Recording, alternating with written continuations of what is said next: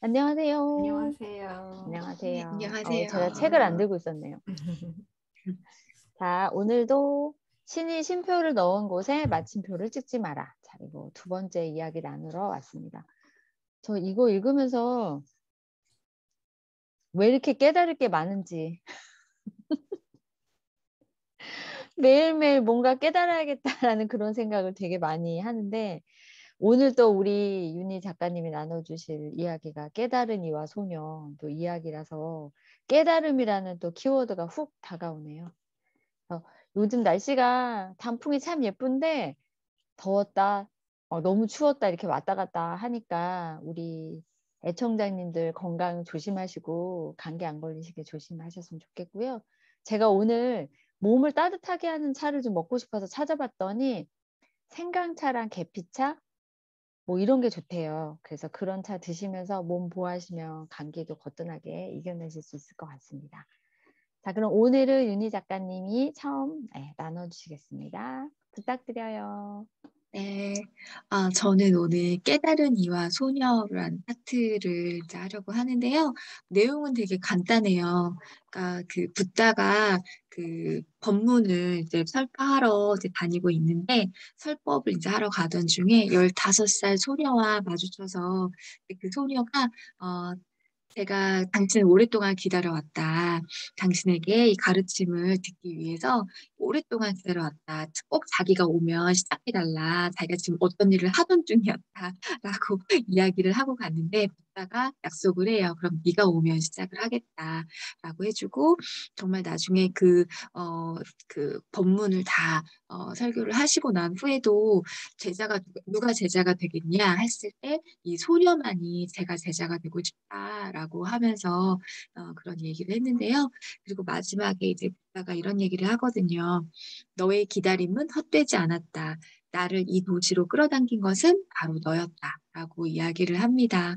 그래서 저도 이런 생각을 하거든요. 저희가 아까 지금 저희 어 하나님께서 말씀하셨지만 어떤 깨달음이라는 건 이런 책으로도 저희가 많이 읽고 또 듣고 영상도 요즘 많잖아요. 영상도 듣고 보고 뭐 많이 하지만 정말 이건 행동으로 하느냐 안 하느냐의 차이인 것 같아요. 내가 그 깨달음을 나의 삶에서 실천하고 가고자 할 때 뭔가 더 나의 일상에서 움직이는 거 그리고 그걸 간절히 원하는 거 네 그거에 차이가 있지 않나라고 싶습니다.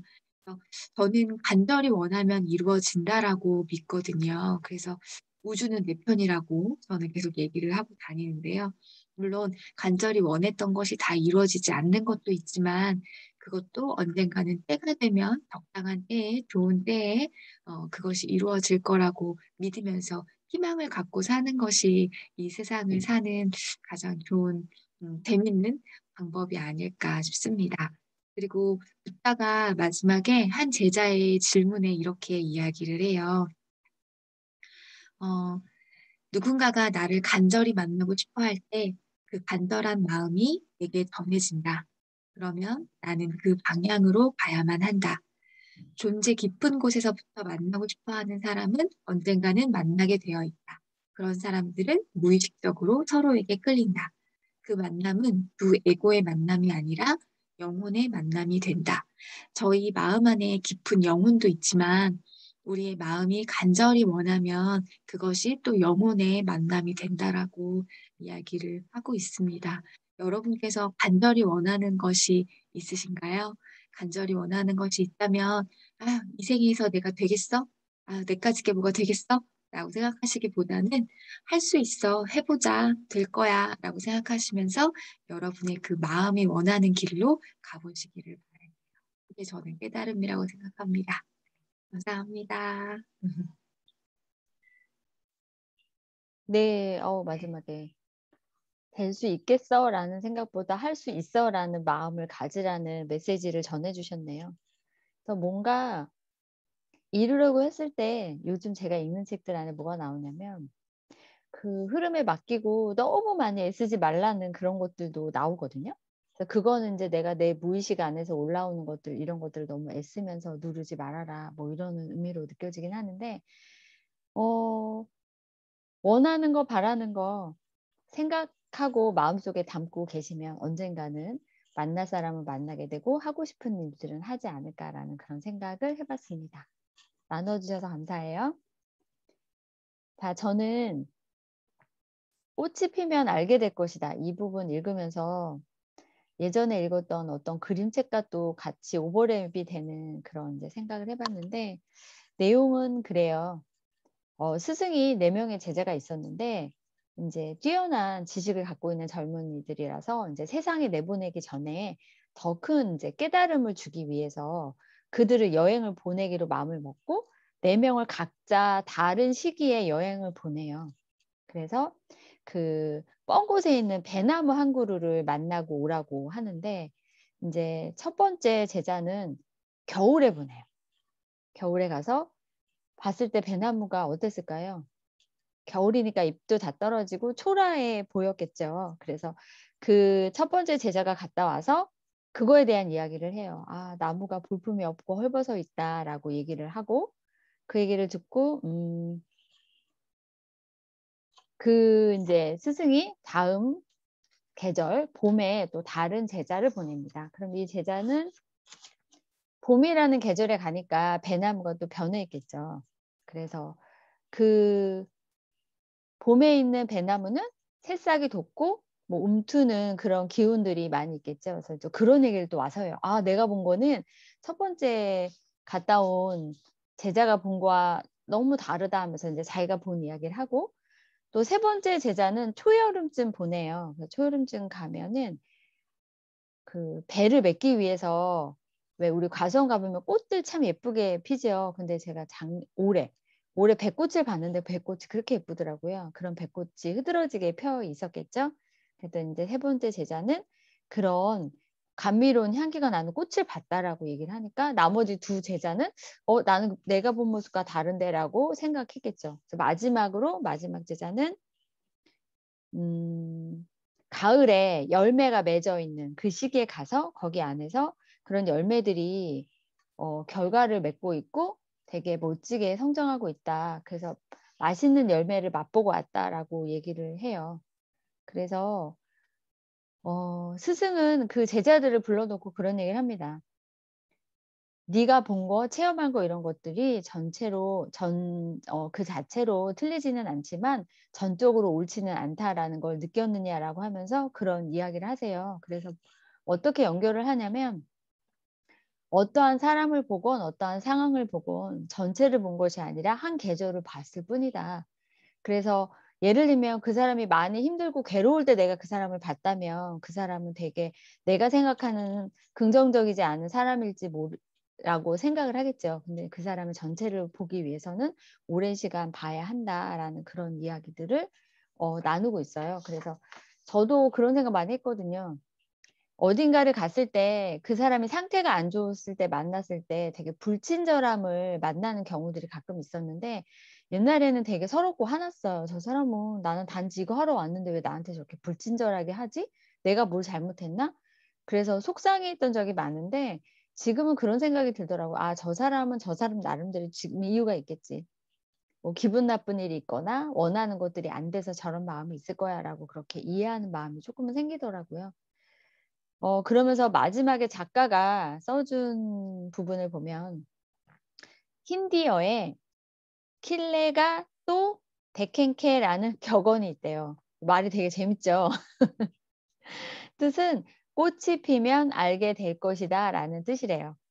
그래서 어떻게 마무리를 해 주고 계시냐면, 지금은 내 모습이 초라하고 내 미래를 장담할 수 없고 설명할 길이 없는 그런 상황이 있을지 모르지만, 내가 꽃을 피우면 사람들은 그거를 보게 될 거고, 지금 현재 모습에 대해서 내가 통과하고 있는 그런 계절에 대해서 굳이 타인에게 설명할 필요가 없다. 타인에게 증명하지 말고 내가 내 자신한테 증명하면 된다라는 이런 말을 글로 마무리를 하고 계세요. 그래서 음 마지막에 질문 하나의 문구가 제 마음에 들어와서 제가 인제 이 부분을 나누고 싶어서 선택을 했는데, "바깥의 계절과 상관없이 지금 나는 어느 계절을 살아가고 있는가." 그래서 스스로에게 내가 지금 현재 어떤 계절을 살아가고 있는지 질문하시는 시간 되시면 나의 상태를 잘 보실 수 있는 관찰하는 눈도 생기지 않을까라는 생각을 해 봤습니다. 그래서 우리 모두 킬레가 또 데켄케라는 격언으로 우리 삶을 지금 꽃피우는 그런 시간을 만들어 봤으면 좋겠어요. 자, 제 이야기는 여기까지 나누겠습니다. 자, 그럼 우리 다음은 베이킹걸님 나눠주세요. 네, 제가 이야기 나눠드릴 부분은 그 이름 바마티라는 제목의 이야기인데요. 제목에서처럼 바마티라는 여자 이름이고요. 그 사람은 바차 스파티, 이름이 어렵네요. 인도 이름이라.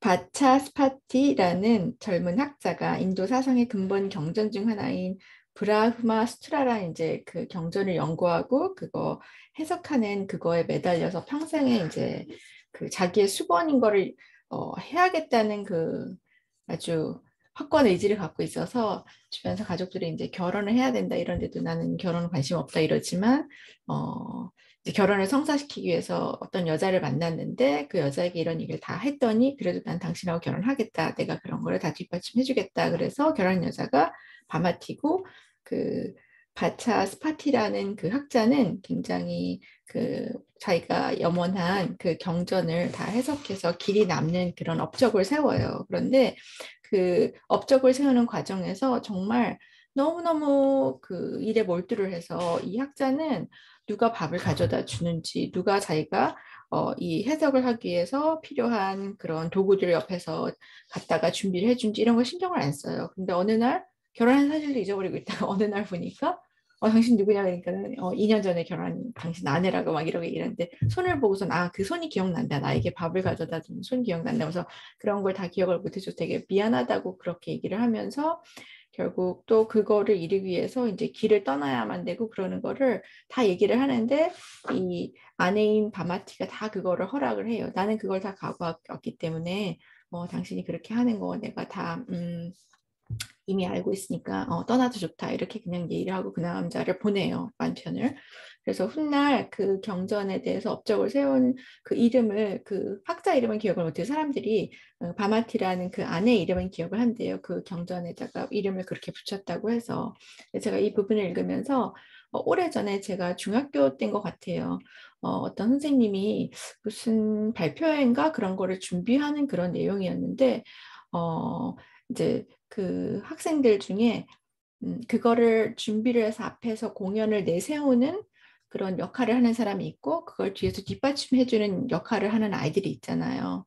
근데 우리는 흔히 보여지는 게 가장 드러나고 좋아 보이니까 그걸 선택을 하잖아요. 그리고 저 역시 중학교 때 그렇게 생각을 했거든요. 선생님이 만약에 그런 작업을 할 때 어느 걸 넌 선택을 하겠느냐 이런 거를 저희들한테 여쭤보셨어요. 그래서 나는 뒤에서 하는 건 싫고 그렇게 하고 싶다 그랬더니 한 친구가 난 앞에 내 보이지 않아도 뒤에서 내가 그 뒷받침하는 역할을 하는 거는 나는 그거 참 만족스럽다 이렇게 얘기를 해서 그 친구 생각이 되게 저랑 달려 그 당시 되게 제가 놀랬거든요. 근데 그 이야기를 읽으면서 그 책 생각이 났어요. 그 이야기가 생각이 났어요. 굉장히 오래전인데 우리가 뭔가 드러나고 앞에 내세워지고 사람들 이목에 이렇게 관심이 가는 거는 다 알려지니까 다 누구나 드러나서 알지만 사실 그 이면에는 그것을 이루기 위해서 도움을 주고 지지해주고 더 많은 준비를 한 사람들이 굉장히 많잖아요. 그런데 사람들이 그거를 잘 모름에도 불구하고 그거를 감수하고 하는 사람들이 정말 많은 것 같아요. 그 역할을 한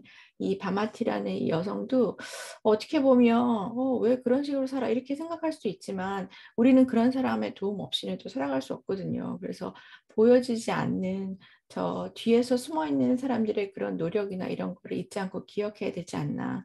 그런 정말 잊혀지고 되게 이렇게 생각하지 않고 간과할 수 있는 부분을 일깨워주는 이야기여서 다시 한번 그렇게 생각하게 되고 어떻게 보면 제가 이 나이 때까지 이렇게 자라서 제가 사회활동을 하는데 무리가 없고 엄마랑 가정을 이루고 살고 이것도 그냥 나 혼자 잘 되는 게 아니고 보이지 않는 저 뒤편에서 나를 지지해주고 도와주고 물론 가족이 해줬겠지만 가족 외에 많은 분들이 저를 도와줬겠죠. 왜 교육을 하려면 온 마을이 필요하다고 하는 것처럼 그래서 그런 보이지 않는 사람들의 힘이 다시금 느껴지는 그런 글이었어요. 그러면서 한편 참 사람들은 다양한 방법으로 사는 것 같아요. 남한테 보여주고 보이려고 앞에 나서는 사람이 있는가 하면 뭔가를 해도 나서지 않아도 난 만족스럽다 이렇게 사는 사람이 있고요. 여러분은 어느 거를 더 선택하시나요? 저도 다시 저 자신에 대해서 좀 생각해보는 계기가 됐어요. 이 책을 통해서 이 이야기를 읽으면서요. 네. 감사합니다. 예전에 또 친구 생각까지 소환하셔가지고 좋은 네. 이야기 나눠주셔서 너무 감사해요. 저번에 나눠드렸던 것 중에 낙하산을 접는 사람이 생각이 났어요. 내가 이렇게 하기 위해서 누군가는 나의 낙하산을 잘 접어주고 있는 사람들이 있었기 때문에 지금 이렇게 살고 있지 않을까. 그런 생각이 들면서 바마티라는 이 여성이 남편을 위해서 헌신하고 그래서 업적을 남기게 도와준 이런 모습이 되게 아름답네요. 저는 그런 생각도 해봤어요. 아, 이 여자가 감사하고 오하긴 했지만 그 시간 동안 남편과 좋은 시간을 보내고 공감도 받고 싶고 같이 지내고 싶은 마음은 없었을까? 그런 생각이 살짝 들었습니다. 자, 오늘은 사랑님이 또 제주도 일정으로 바쁘셔가지고 참여를 못하시고 저희 셋이만 나눴는데 다음 주에도 저희 신이 쉼표를 넣은 곳에 마침표를 찍지 마라. 여기 안에서 저희가 읽고 느낀 점이 많은 그런 내용을 가지고 다시 오겠습니다. 자, 저희가 나눠드린 이야기가 도움이 되셨다면 좋아요, 구독 알람 설정 부탁드려요. 부탁드립니다. 고맙습니다. 네, 한 주 동안 행복하고 즐거운 시간 보내세요. 다음 주에 뵐게요. 다음 주에 봬요. 감사합니다. 감사합니다.